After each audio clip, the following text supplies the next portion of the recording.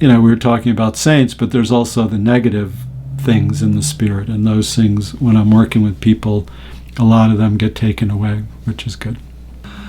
I'm not afraid of being dead. I'm definitely afraid. I don't want to suffer in the process of dying. Like, one good thing about my car accident was I didn't know it happened at all, and just I went from leaving the party to being in the white light. If that happens, I'll be fine with it, because that part was the most loving, most wonderful thing you could imagine. And I get glimpses of that.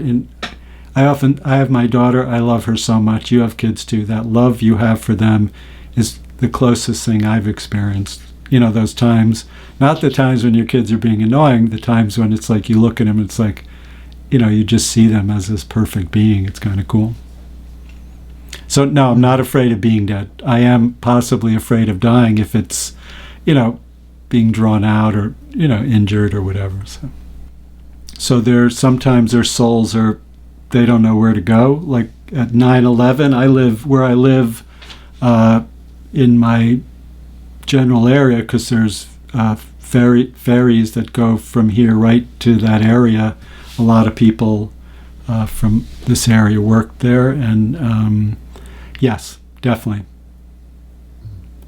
So the way to help those people, again, a lot of times, whether, if anyone has a sense of that, we do use our imagination to activate this kind of healing. And I know I can be a little more specific about it, but you introduce these people to a saint, then they can be basically escorted to a better place. But in your imagination, you can imagine, if it's not Jesus, then it's probably the saint that is associated with your religion. So you can just imagine that, and they get helped. A lot of times people come to me and they talk about a relative that passed away, and they are not in as high a place they could.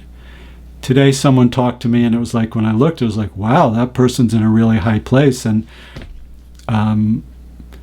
it was kind of cool to see, and I kept looking, like I was almost surprised, and I kept going, wow, that person's like really in this high place. And then I was checking, because they didn't live a very spiritual life. They didn't live a bad life. They were a very fun person in this life in a very nice way, but they had another lifetime where they actually were in India, being a very spiritual person. So they came into this life with a kind of very high spiritual place already. It's kind of cool.